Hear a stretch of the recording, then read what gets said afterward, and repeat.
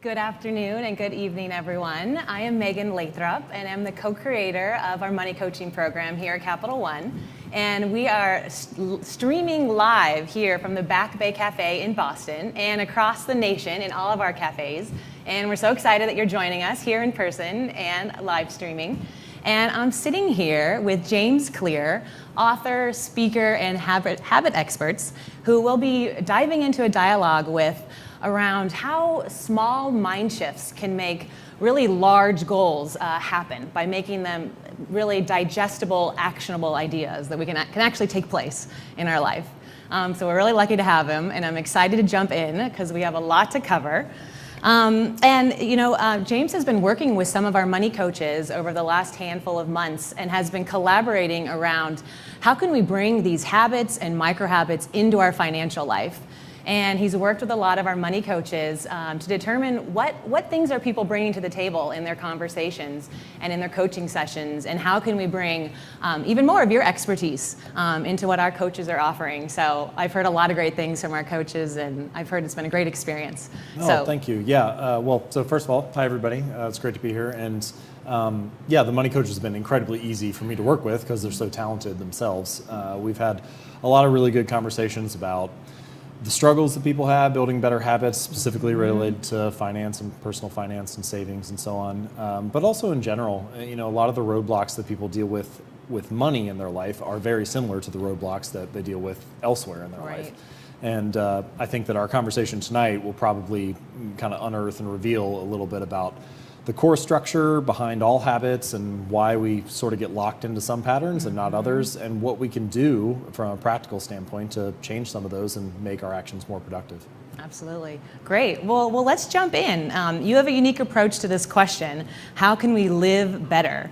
So do you mind sharing a little bit about that and include some of your background? Sure. So I've been writing about habits and behavior change for the last 5 years now. I just finished a book on the topic. It'll be coming out later this fall from Penguin Random House.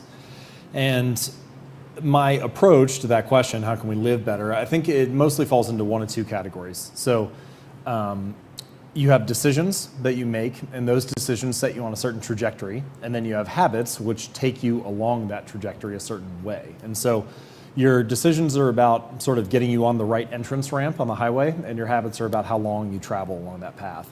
And tonight, our conversation is mostly about how to build better habits and how to kind of follow the path that you want to.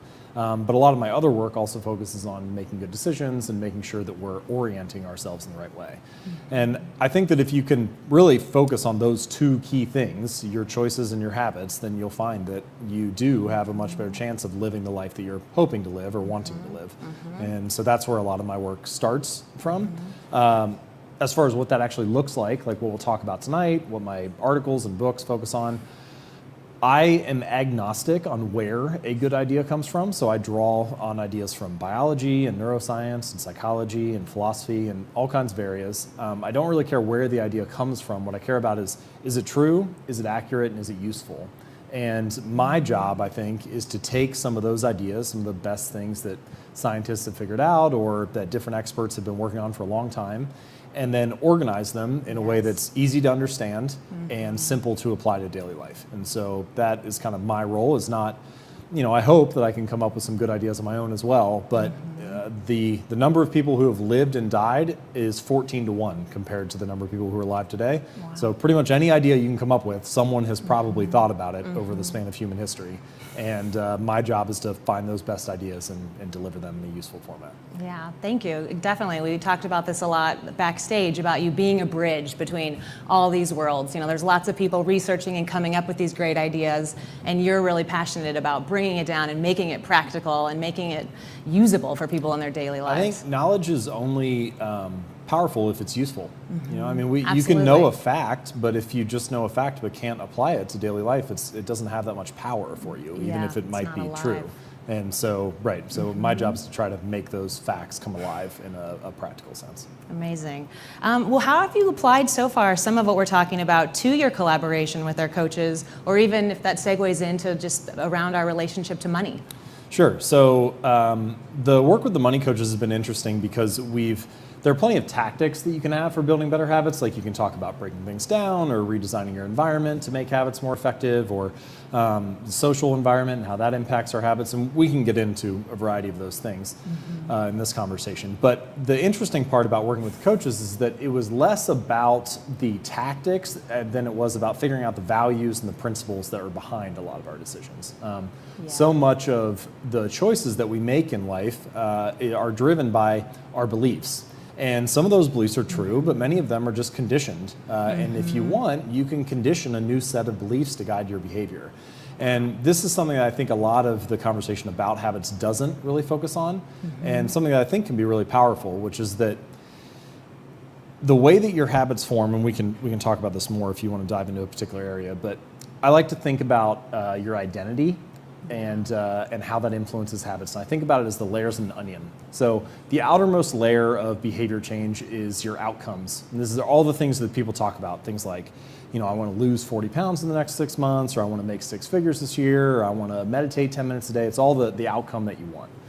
The next layer in are your processes. And so this is usually where the conversation stops. People say, I have this goal, this outcome, and then I have a process or a plan for achieving that. So, in order to lose 40 pounds, I need to go to the gym 5 days a week, and I need to change my diet and so on. So you have the outcome and the process. But I think there's a deeper layer of behavior change, and we'll call that your identity. And those beliefs that you have about yourself often dictate your ability to follow through on the process and ultimately get that outcome. And so often people think that they have an opportunity to change their habits or their results because they have a good plan for change, but all they did was change their plan. They didn't change the underlying beliefs about themselves. Right. So for example, take 2 people who are trying to quit smoking. You could ask the first person, how's it going or whatever, and would you like a cigarette? And they say, no thanks, I'm trying to stop. The implicit assumption behind that statement is that I am still a smoker who's trying to stop, who's trying to be someone else. Then you could ask another person, say, would you like a smoke? And they could say, no thanks, I'm not a smoker. Right. And so that signals like an identity shift, right? They don't even identify as that type of person anymore. It becomes much easier to follow through on that process. Right. And I think that that's one of the lessons, is that true behavior change is identity change. Absolutely. Because once you believe that you're that type of person, you're not even really pursuing behavior change anymore. You're just acting like the type of person you already believe yourself to be. And how do we do that? How do we step into really recognizing this is who I am? It's a great question. So the first answer to that is, how do you believe the things you believe right now about yourself? How do you believe the current identity that you have? And the reason is because you have evidence for it. So if you go to church every Sunday for 20 years, you believe that you are religious. If you study biology every Wednesday night for 20 minutes, you believe that you are studious. So your actions, each action you take is like a vote for the type of person that you believe that you are. And so as you keep casting votes, eventually the evidence accumulates and you believe this is who I am. And so the answer to changing your identity, to achieving this kind of true level of behavior change, is to start casting votes for the new person that you want to become. So each time you go to the gym, it's this little signal of, well, maybe I'm the type of person who is fit. And if you cast enough votes and accumulate enough evidence, then you actually become that person rather than just trying to be. And this, I think, this gets to the true reason why habits are so important. We talk about habits for what they can get us. We talk about, how we can earn more money, or we can be more productive, or so on. And those outcomes are important, but the true power is that they can change what we believe about ourselves. If you can build a habit of going to the gym and accumulate enough evidence, then suddenly you believe that you are a fit person. And that I think is a more powerful level of change. Absolutely. Because so much of the anguish and the pain that we go through each day is our self-judgment, right? We think, we have all this negative self-talk. And so if you can accumulate enough evidence through your habits, then you can start to shift that negative self-talk and be happy with who you are. Well, and it sounds like we're in a dialogue with our actions. And then our actions are telling us who we are, and so then who we are is informing our actions. It's a two-way street, which is really fascinating because you see this all the time. People, as the evidence accumulates, and once you start to believe that identity about yourself, then you use that as justification for your next action. Right. So you say things like, I'm I'm bad with technology. Well, once you've internalized that identity, then you're like, well, why do I even try to figure out this new piece of software or whatever, because that's not my identity. Right. So then it changes your behavior, and then that behavior gives you another little bit of evidence for that identity, and it becomes this cycle. And people do this all the time, right? They say, I'm bad with directions, I'm not good at math, I'm not, like all kinds of things. Right. And we do it in other places too, like you could say anything that that you assigned your identity, like I'm a Yankees fan or I'm a Red Sox fan or something like that, suddenly becomes a justification to act a certain way, and then that next behavior reinforces it and so on. Definitely. So yeah, it's a two-way street. Right. Well, that's a nice segue into, we've been talking a lot within Capital One and with our coaches around our New Year's resolutions. And so many people come in and they have resolutions around making this their best year financially, or saving money, or not spending money here. And we have a ton of financial New Year's resolutions, and they tend to not last. They tend to last for most of us for a few weeks, and we forget about that resolution. So what would you say about how can someone hold up a resolution? So pretty much, I think it's useful to look at your life as like a system.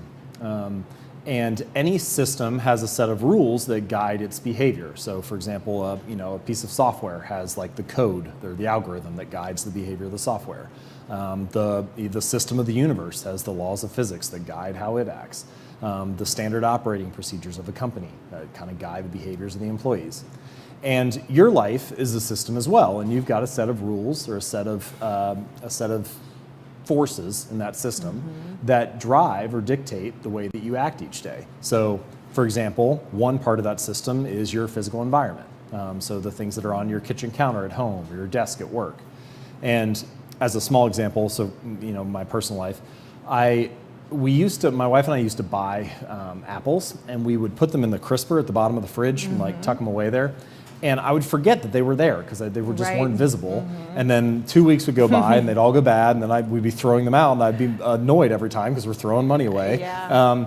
And so the one change that we made to that system, or that part of the system, was to buy a display bowl and put it in the middle of the counter. And then when we bought apples, we put them there, and now it's visible, and I eat them all the time. They're gone in like 3 days. And that's just because the system changed a little bit. Right. And so there are many, many ways to do this, and we can talk about a lot of them. But environment design is one aspect of the system that shapes your life. And so many people will set a resolution in the old system. So they have a new goal, but they haven't changed the things that have been driving their old behavior. So you need to redesign the system if you want the new goal to be something that emerges naturally. Right. And this is kind of an interesting way to think about your life, is that all of your habits and behaviors that you have right now, your current life is perfectly designed for your current results. Because that's why you get them, right? That makes sense. And so in order to get new results, you need to design the life to be structured in a different way. You're making it seem so simple. I'm feeling inspired with your apple example, that by moving the apples out of the fridge and having them on the counter, we'll eat them. So that seems, we talked earlier about there's these significant moments where if you just make a change in your life in one moment, so much can shift.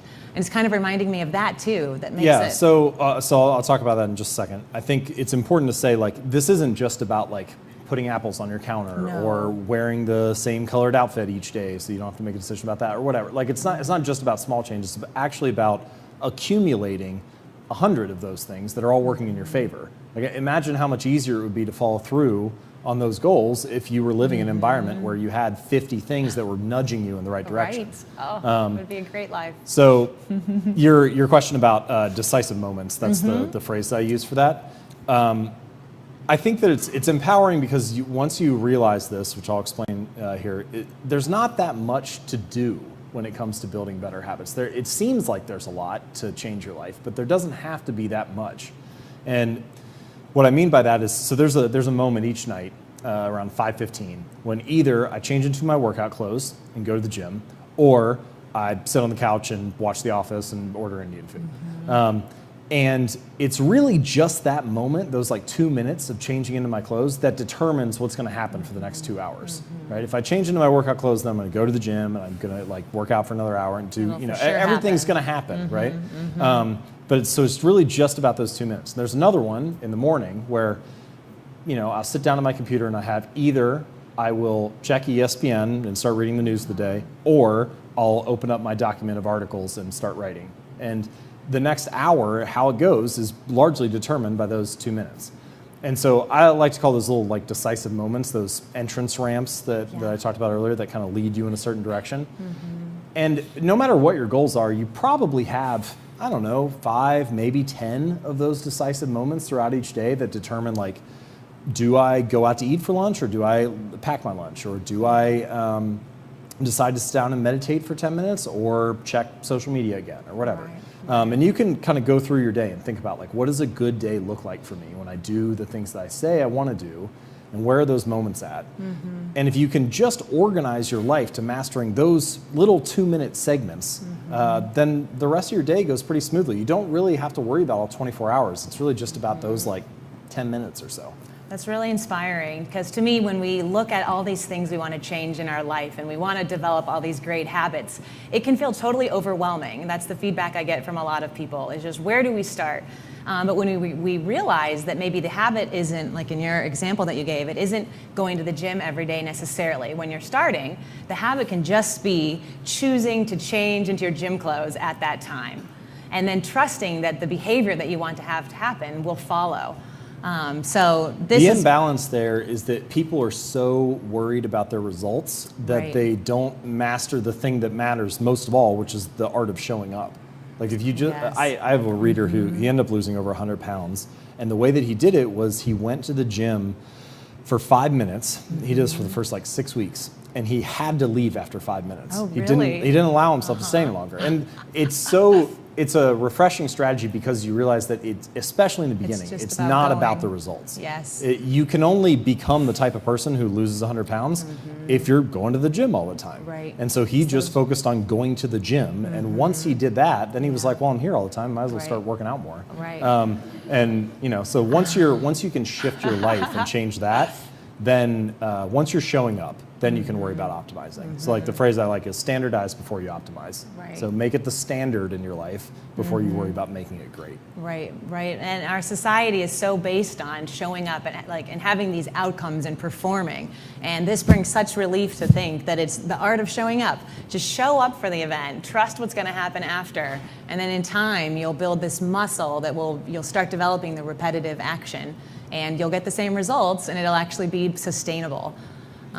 That's a great relief. Wonderful. Well, I just want to take a quick pause, and I just want to thank everyone that's made this event possible. All of our money coaches at Capital One, and all of my colleagues who are here that have made this event happen and set up this interview. And for those of you online, if you have any questions, you can submit questions at capxtalk.fora.tv. And in the end, we'll put aside about 10 minutes to answer. Do the automatic actions first, the one-time choices that automate your future behavior. The second is to do a one-time action that makes a future behavior easier. So like buying blackout curtains for your bedroom makes it easier to get better sleep each night. You still have to close the curtains and make sure you get in bed at the right time, but it makes it easier for that to happen. If you've done all those, then you've primed the environment to either automatically work for you or make it easier for you to do the right thing. Right. And then the third is to focus on building a habit that you have to do every time and to put effort into. Okay. So, and finance is great because it allows you to do a lot of those automatic things. Absolutely. So first, we can automate all of our bills that we can automate. Right. Go through the whole round of what are the things that just can be automated. Then tune into what are the things that are one action that I can do, and then it'll be in play every day with pretty low action needed on my part. And there's other stuff too, like I mentioned using a social media blocker. You can use digital software to block, like Amazon, for example. If you make too many impulse purchases, then just go ahead and block it for like a large portion of time each day. Okay. And forcing yourself to, you could even say like block it Monday through Friday, and then only allow yourself to look at it on the weekends, so that whenever you get the urge to buy something, you just have to like write it on your to-do list. And then if you really want it, when Saturday rolls around, you can still get it. I have a friend who, whenever he wants to make a purchase, he tells himself, see if you can wait 24 hours. And it's just about like increasing the space between that stimulus and your response. And if you can do that, a lot of times you find like you just Yeah. kind of wanted it, you didn't really want it. Right. Well, that's great. Well, while we're on that, when it comes to decision making, financial decision making, it sounds like automating things can help us. It sounds like there's this 24-hour rule of maybe, you know, waiting and seeing if we really want it. I love your example of on Amazon or even other sites, maybe turning it off where you somehow can't make purchases for Monday through Friday, so it gives you a window.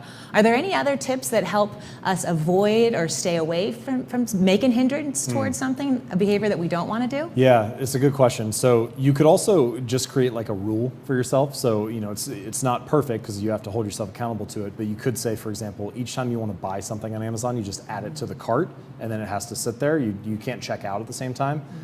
So that's just another way to, like, you know, increase that space a little bit. Right. But your question reminds me of a larger topic that I write about, which is what I would call like habits of avoidance. So there are these habits that where we like don't want to do something. So for example, I don't want to check social media, or no alcohol for a month, or no purchases for the week, or whatever. And it's really hard for any habit to stick if it's not rewarding in the moment. And all of these habits of avoidance are like almost by definition not rewarding. Right, because absolutely. you decide to not check Facebook, Yeah. and then the next time you get a craving to check it, your brain thinks, well, like last time I did this, I didn't have any benefit for doing it, right? I wanted to do it, but then I didn't get anything out of it, so why would I resist this time? So the trick is to twist it, to invert it, so that you get some kind of benefit from doing nothing, from avoiding. Wow. So one example of this, I was telling you before we walked out, I have a friend a reader actually, who he and his wife want to go out to eat less. They want to spend less money going out to restaurants and so on. And to do this, they decided that whenever they decide to stay home and cook dinner, they're going to transfer $50 into a savings account. And so it's a way that, you know, and then at the end of the year, they're going to use whatever money they've saved up and put it towards their vacation to Europe or whatever. And it's a way to make the action of not doing something, not going out to eat, immediately satisfying. And you can do this for any habit, right? You could, if you don't check social media, you could like put $1 in an envelope, or if you don't watch Netflix that day, then you could put $5 in a savings account or whatever, and gradually accumulate some kind of reward toward the ultimate goal that you're going for. But you're trying to find a way to get like an immediate satisfaction from something that would otherwise not be satisfying. Definitely. I think we all need to have a reward system to change our behaviors. It sounds like if there's just a void there, it's going to be really tough. I mean, it's actually how the brain learns, right? Like if you positive incentive. Pretty much everything you've learned in life has happened through trial and error. You try something, and then if it doesn't work, you decide not to do that again. Or if you don't like the result, you decide not to do it again. If it does give you the result that you want, then you decide to do it. Now, there's a wide variance in those things, which is why people have different habits. So for example, you may feel stressed. One person feels stressed, and so they decide to smoke a cigarette, and then their brain learns, oh, this helps me reduce anxiety, so next time I should do that again. Another person feels stressed, and they go for a run, and their brain learns, oh, this helps me reduce anxiety, so I should do that again. And a third person bites their nails or whatever, right? There could be good or bad solutions for the same problem, but you need to get some kind of reward, some kind of solution for the problem you're facing in order for your brain to realize, oh, I need to repeat this in the future. And that's what we're talking about there, is you're trying to give yourself a reason or a signal that this is worth doing again. Yeah, well, that reminds me about something I read in some of your articles around how to identify if something is a good habit for you or not. Like, how can you identify if your habits are good or not? And I'll say a little bit about it, but I'll let you add on to it. Something you shared with me was, our good habits usually are hard to do at first. They're not the things we want to do, and that's kind of a sign that it's maybe a good habit. Going to the gym takes something, maybe saving money takes something. Whereas maybe a habit that's not good for you is a lot easier to participate in or to show up for. You might not be experiencing as much resistance. So how would you shed light on that, to how we can identify that? So I think one way to think about it is pretty much every behavior has multiple outcomes across time, or produces multiple outcomes across time. So usually the case is that our bad habits produce an immediate outcome that is beneficial, enjoyable, satisfying, pleasurable. It feels good to eat a donut right now because it's tasty, but the ultimate outcome is bad. You gain weight in a month or whatever. Our good habits, like you said, are often the inverse, where it costs you something right now. To go to the gym, you sweat, and it takes effort and energy, and you're tired, and requires you to be disciplined and so on. But the ultimate outcome a month from now is that you're fit. And so I think sometimes people will say, well, there can't really be good and bad habits because it wouldn't be a habit if it didn't give you something. But that, I think, is the distinction, that bad habits typically they might give you a good immediate outcome, but they give you a bad ultimate outcome. And good habits give you a good ultimate outcome. And so when you're trying to decide, like, should I be doing this or not, think about the type of person that you want to become, the type of identity that you want to have. And you can do this at work too, right? You can think about the identity that you want your team to have, your organization to have, your culture. What is the ultimate outcome we want? And what are the habits that give us that ultimate outcome, even if the immediate outcome is a little bit different or hard or so on. Right. And would you recommend we review our habits often to see, or does it just as they arise, take a look at them? Like, what's That's a really good question. So it might depend a little bit based on what you're focusing on and like the area of life we're talking about. For example, your review period might be different at work than it is at home. But what I've decided to start doing, so each year I have 2 periods of reflection and review. At the end of the year, I do an annual review each December.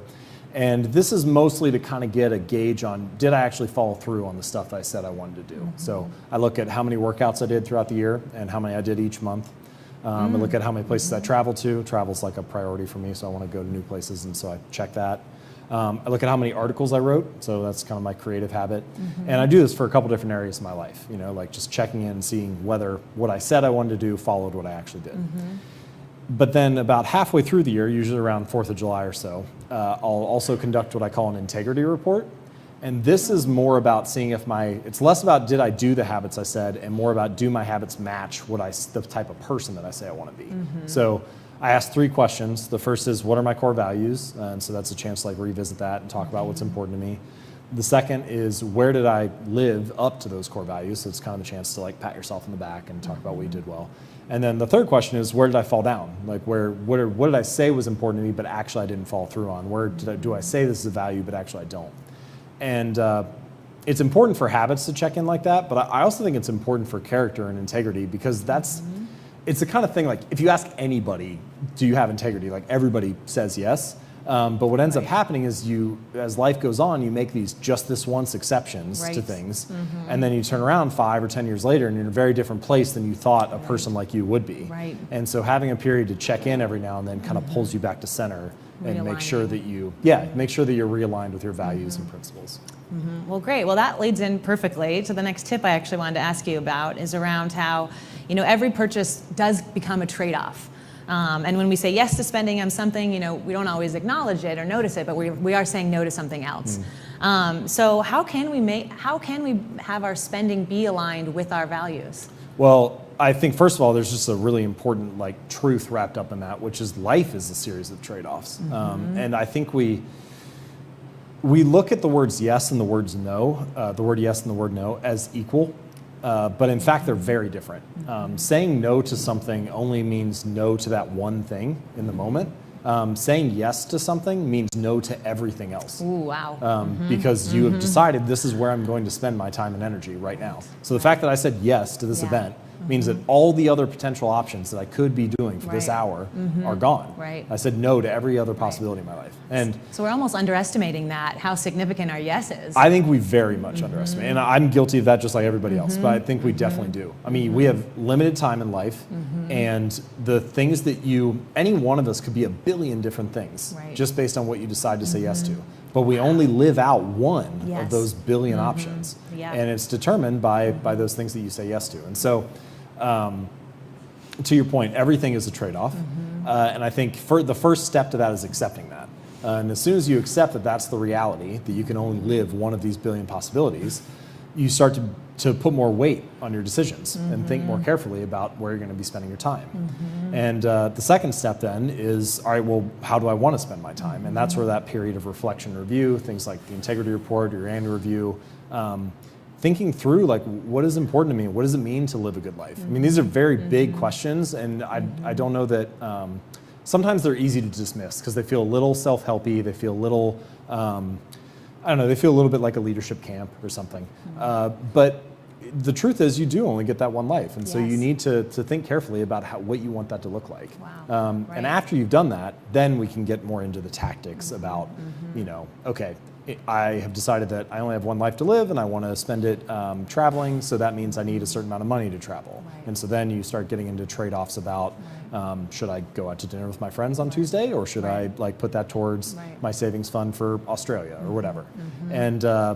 And I think that those decisions, those daily trade-offs, become easier once you've had the bigger conversation. Wow. Well, the power of decision making, I mean, I know that is something else you talk about, is really something we do in our money coaching program. It's really about us realizing how much every choice we're making is shaping our lives, and not to take any of them lightly. So I'm just being reminded of that in this conversation with you, that how significant that is.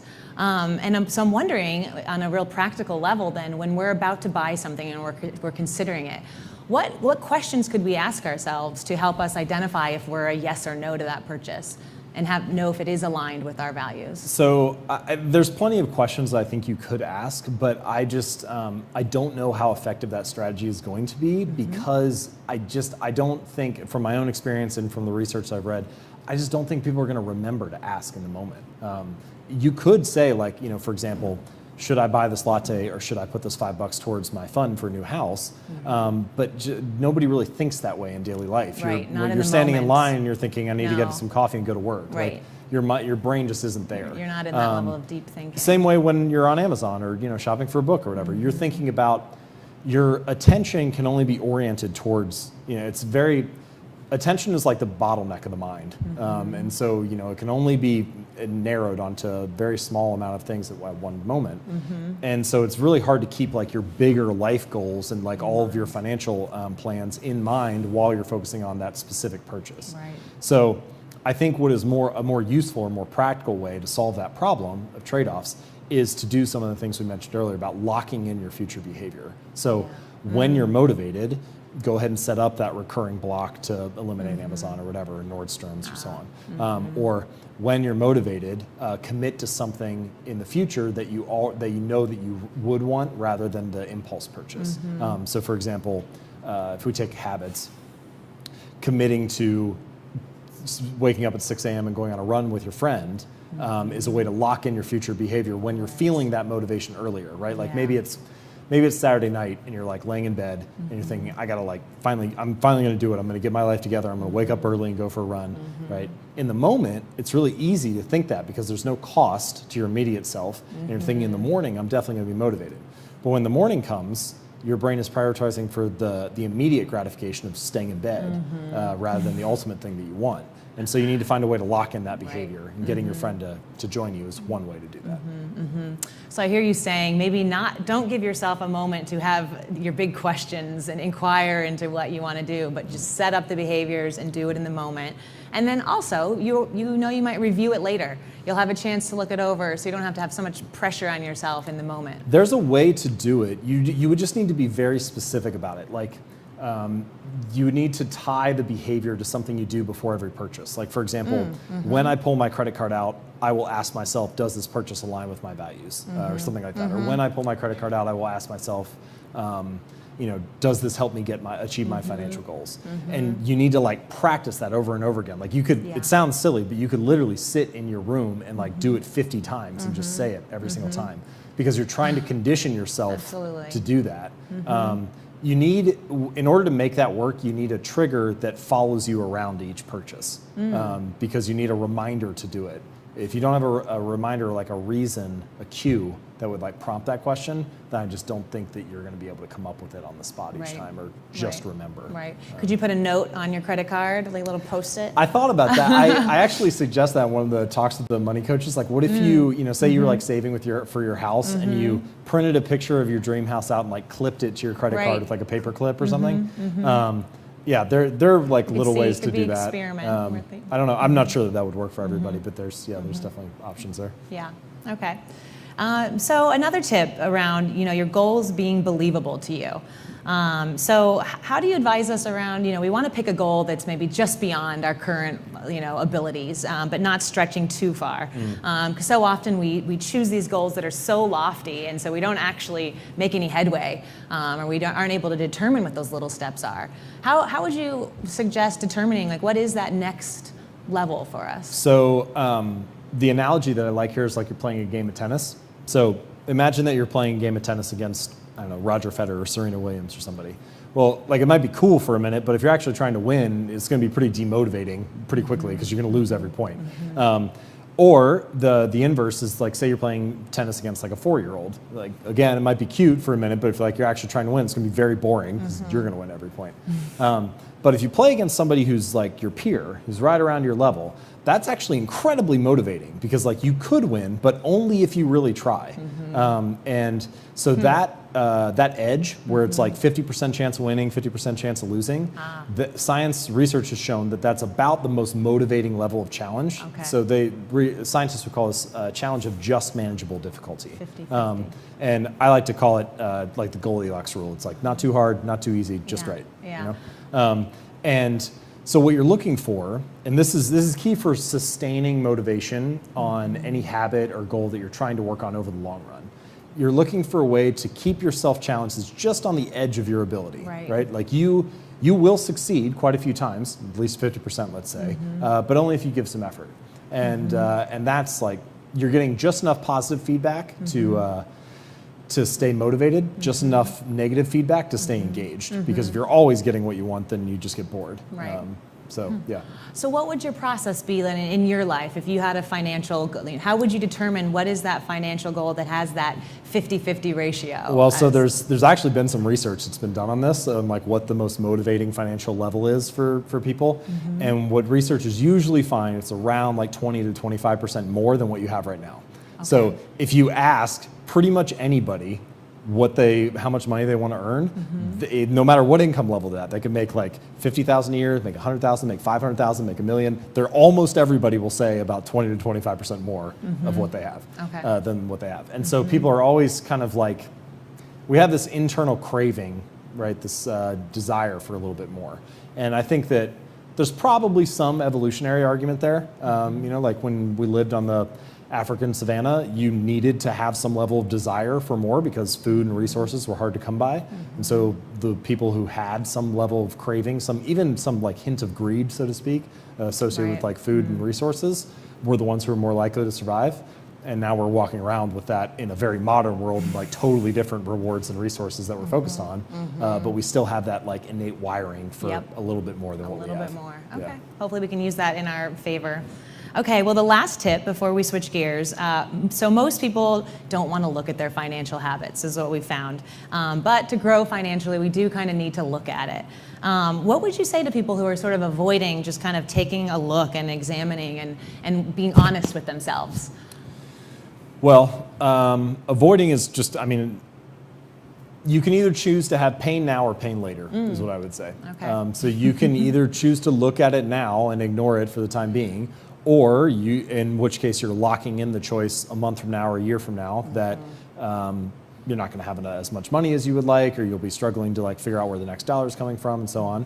Or you can go through the pain of growth now and choose to change how the system is designed or your plan or your goal so that a year from now or 5 years from now or whenever, you're looking at a better setup than you currently have. And so much of this does come down to awareness. You can't, the original place, the foundation of all behavior change is some level of awareness of what needs to be changed. You can't, at least not in any designed way, change your outcomes if you're not aware of it. Right. There's a great story about, if you go to Japan, they have one of the most effective train systems in the world. And if you walk out onto the platform or step onto the train, you'll see the conductors doing all these interesting things where they're pointing at different things. So the conductor will point at the speed and say the speed out loud as they're pulling into the station, or they'll point at the signal on the track and say the signal is green before they leave. Or the people on the platform will point along the platform and say the platform is clear. And it looks kind of ridiculous because you're well, they're just saying things that are already happening. Yeah. But what they're doing is they're raising their conscious level of awareness about what's going on. And this system, which is called pointing and calling, has been found to reduce accidents significantly, like over 80%. The New York subway system implemented a version of it that was point only, and incorrectly like berthed subways went down like 54%. And so the point is, by making yourself aware of something, you make it much more likely that you can actually change it. Absolutely. And the same thing I think is true for our habits in any area, and certainly our financial habits. Once you point and call at it, you can actually do something Point about and it. call. We might need that to be a new tool, definitely. I find myself saying all the time in coaching sessions that awareness is enough. You know, awareness is 90% of it. You know, and we often give people an exercise to do a money ritual where they can just look over their spendings and look at it, and maybe I'll now say point and call. You know, I spent $50 on coffees, I spent, you know, $200 on Amazon, and just ending the exercise with your awareness is enough. You don't, in that moment, need to also create behavior change or new goals or berate yourself or anything like that. It's just having this awareness is so much of the battle. Well, I mean, human behavior is often to optimize for whatever's measured. So, you know, like if you step on the scale every morning, you start to optimize for the number on the scale. Whether that's healthy or not, we can have a different discussion about it. But the point is, once you're aware of the number, you naturally start looking for ways to like win that game. Right. And so, yeah, awareness just in itself is usually enough for people to say, oh, I need to change this because I see it. Yeah. So many of our financial decisions, they're like invisible to us, right? We pull our credit card out, or we, a lot of the stuff we don't even pull a credit card out for anymore. You set up Netflix and it just charges you every month and you don't even think about it. And so the not being aware of it or having it be vague and invisible and not really concrete in any sense makes it very hard to change. You don't feel the pain of it at any moment. Absolutely. So awareness like helps you see some of that. Yep, definitely. Okay, so I think we're going to move to a question from the audience. Yeah, go ahead.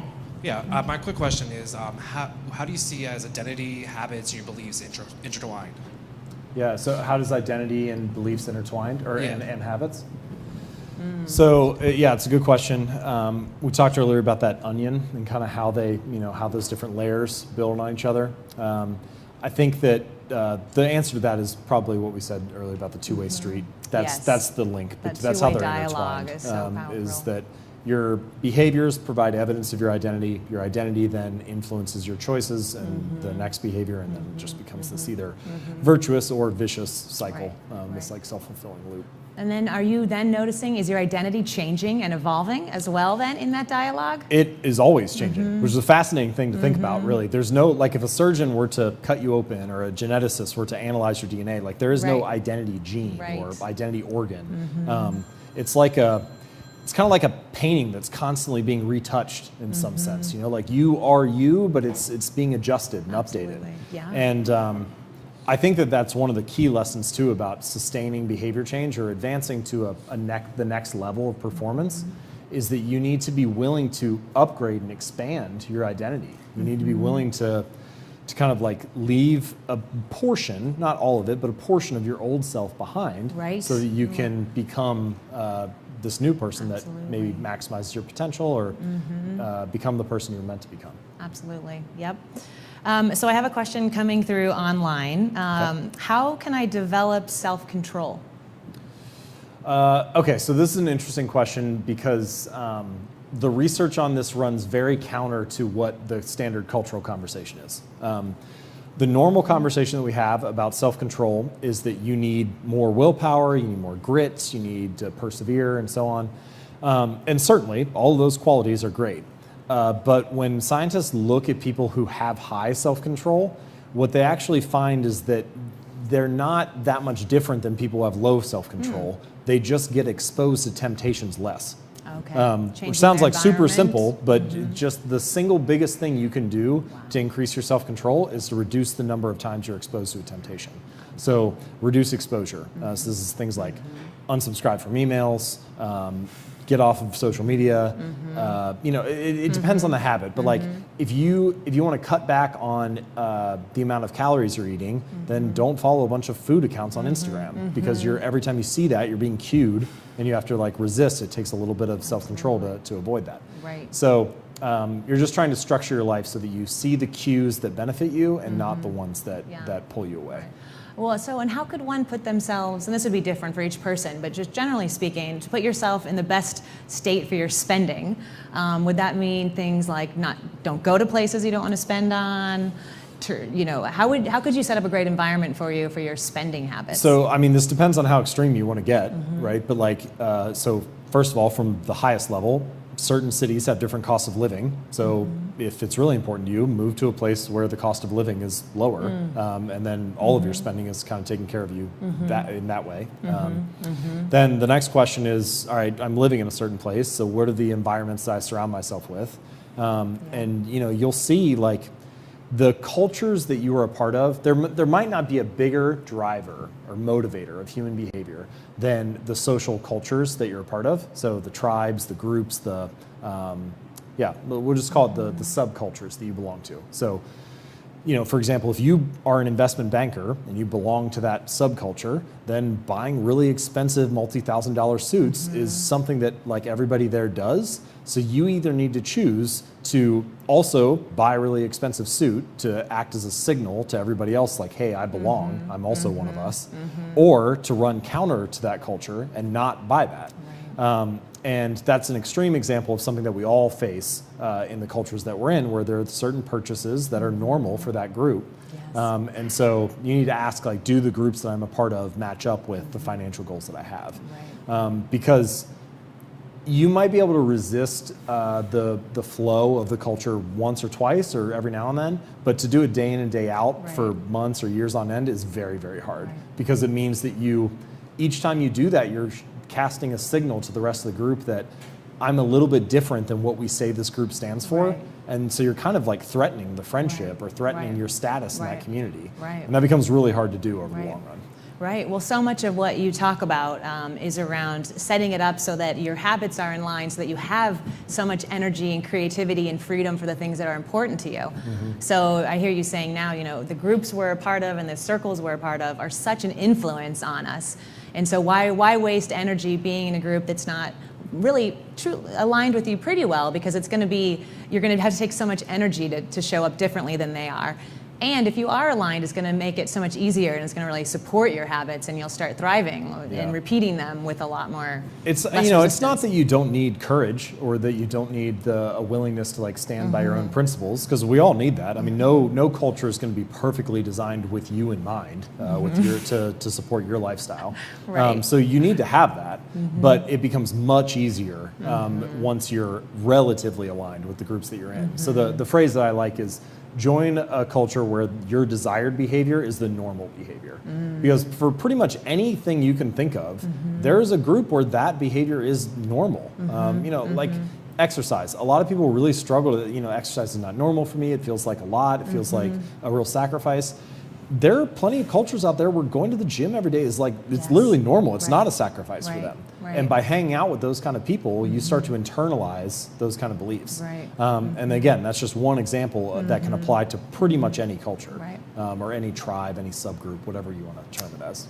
Well, it sounds like there's a need out there for us to have groups and be a part of circles with people maybe around that share the same spending habits as us. Or where this is big for spending and it is parenting. I hear from a lot of parents who, they say like, my kid is in school and all the other parents are throwing these expensive birthday parties and like having them involved in all these extracurricular activities that cost money and so on, and like eventually it just starts eating into the family's finances. And that can be really hard because it becomes, what ends up happening is parents use those decisions as a proxy for, my kid is involved in all this stuff, or my kid had this great birthday party, therefore look at how great of a parent I must be. Right, so it's really, again, it's about showing a social signal that like I belong or I'm supposed to be a great parent, and resisting that is hard because you want to be seen in the eyes of other parents and the rest of the community as someone who's valuable and high status and so on. So in situations like that, sometimes it's really valuable. Everybody knows this, like everybody's feeling it, but they're all kind of falling into the same patterns.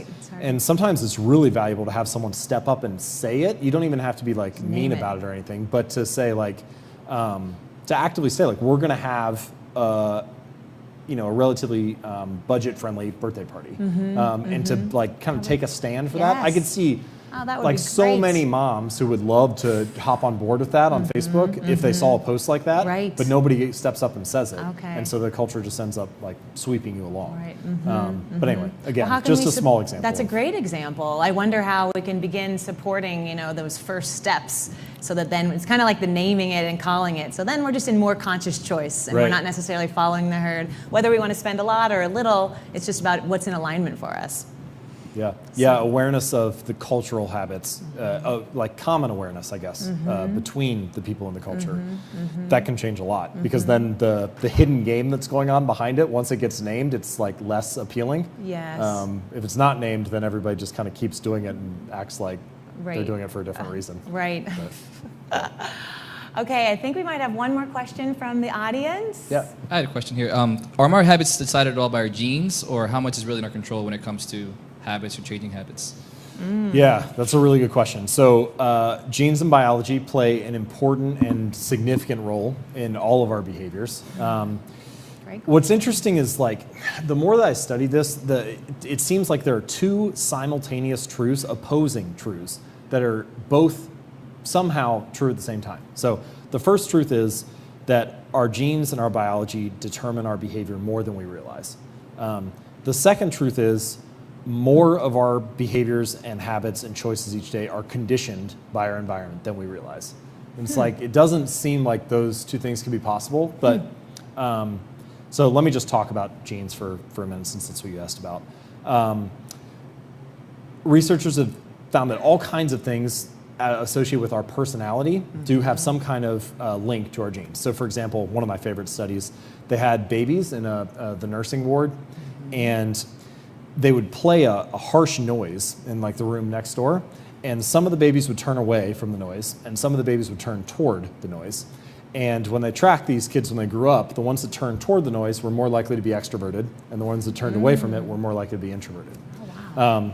And so like there's some genetic wiring there. So the most reliable personality tests are called the Big Five. And so I'll see if I can remember all of them off the top of my head. So extroversion, introversion, extroversion is the first spectrum. Agreeableness, introversion, extroversion, agreeableness, neuroticism. Let's see, the acronym is OCEAN. So openness to experience. And then the third one is C. What would that be? Maybe it'll come to me. But the point here is that those 5 pieces of your personality have some genetic component tied to them. And so, people who are high in agreeableness, for example, tend to be warm and compassionate and kind. You could see how someone who has that genetic predisposition would be more likely to get in the habit of like writing thank you notes, for example. It just like feels natural to them. It doesn't feel like a More cost. natural habit. Whereas someone who's low in agreeableness, it's just not, it's more work for them. Right. So I think that the way that I would see genes and habits interplaying with our environment is that you're born with a certain set of genetic propensities or inclinations, and as you're exposed to experiences throughout life, the ones that are more natural for your inclinations are more likely to become a habit for you. It's not that you can't get conditioned in a different way, but it's just more likely that you'll lean that way. And the longer time goes on, the more surface area you have for those genetic inclinations to nudge you in a certain direction. And in fact, this is what a lot of genetic studies show, is that early in life, like when students, for example, are in first grade or third grade or something like that, the environment matters a lot for the difference in outcomes. But the longer that life goes on, the less of an impact environment has and the more of an impact genes have. It's not that they like one totally takes over for another, but it's just that you give yourself more and more opportunities for your natural inclinations to kind of come to the front. So yeah, it's definitely both for sure. And somehow it seems like both are even more powerful than we normally realize. Right, awesome. Yeah. Great question, thank you. We're gonna take one last question before we wrap up through online. It says, how can I stay motivated when I don't see results immediately? Yeah, so that's a really good question, something that I think is probably central to the process of like building better habits or getting better. Okay, so earlier we talked about this idea of maybe like building a loyalty system for yourself, Right. like with the moving money into an account whenever you don't go out to eat, for example. The key the reason why that works is because it provides an immediate benefit to the action, right? And so, read the question again. What was it? How can we stay motivated? motivated even if we're not seeing results immediately? So, and that's kind of the key. That's the reason why you don't feel motivated is because you're not seeing results immediately. Right. When you do see results immediately, you have a reason to continue. So, Yeah. the phrase that I like, I think I got this from Greg McCown, who's the author of Essentialism. The most effective form of motivation is progress. When you make progress, you naturally want to stay motivated because you're going in the right direction. Yep. So, you need to find a way to see that you're making progress, to visualize the progress. So I'll give you 2 ways to do that. So the first is you can find a different measurement. So let's say, for example, that you want to get in shape and you're not losing weight. You step on the scale doesn't move. Now you feel very demotivated because you're not getting the immediate feedback that you wanted. So this is why, like, different types of measurement, what do they call? People call it non-scale victories. Sometimes people talk about, like, well, the number on the scale is the same, but my jeans fit that didn't fit before, or I have better energy, or my skin looks better, or whatever. Right. These are a different way to measure the Absolutely. benefit that you're Those are getting key. from that action. And so now you're seeing an immediate benefit. The second one, and this would be great for financial habits, for saving goals, would be good for, really, you could use it for any habit, but is to use what's called a habit tracker. And the goal here is just so the simplest version is you get a calendar, and every day that you do your habit of, skipping a latte or not shopping or not spending money or saving $10 or whatever, you put an X on that day. After a few days, you're going to get a little bit of a chain going where it's like 5, 6, 7, 8 days in a row. And at that point, your only goal becomes don't break the chain. It doesn't matter if you did it as well as you wanted or wasn't as pretty as you wanted or so on. Just don't break the chain. And I have friends who do that for their workout habits. They got chains going down every Monday, Wednesday, Friday for going to the gym. I know a guy who does that for video. So every day that he edits 30 minutes of video, he's a videographer, then he puts an X on the calendar. But the point is, as soon as you do the habit, you get the immediate benefit of marking it off. And so Yes. it doesn't have to be big, but you need some immediate way to feel successful in the Yes, moment. absolutely. Because if you feel successful, if you seem like you're making progress, then you have a reason to stay motivated. Absolutely. Great. Well, that's a great segue, actually, to closing our time together. Thank you so much, James. Yeah, this was thank you. a really rich conversation. And so much of what we were talking about in this last question is around tiny triumphs. And that's a lot about what we're saying here at Capital One is that these big goals are accomplished by tiny triumphs, these small steps. So this conversation has shed a lot of light on what are those little steps that can happen and how those can build up over time and we'll reach our goals. And even this last example of even if you're just making an X on your calendar because you showed up for something, that is something we want to celebrate as a tiny triumph. I want to thank everyone who was here in the audience, and just a couple quick things. If you'd like to watch this talk, you can find it on #CapXTalk and watch the interview in full. And our Capital One Cafe pages will be posting through the end of March tiny triumph videos and more snippets of these types of conversations. So please tune in online and join the dialogue with us. And lastly, those of you here in the cafe, please stick around. We're going to have refreshments, and we'd love to socialize and spend a little time together before you leave. And I think that's it. I just want to let you all know that wherever you are in your financial goals, here at Capital One, we want to help them become manageable steps that you can take in your daily life. And we're committed to helping you improve your relationship with money. So thank you so much for joining us tonight and being a part of the conversation. And we hope to see you again soon.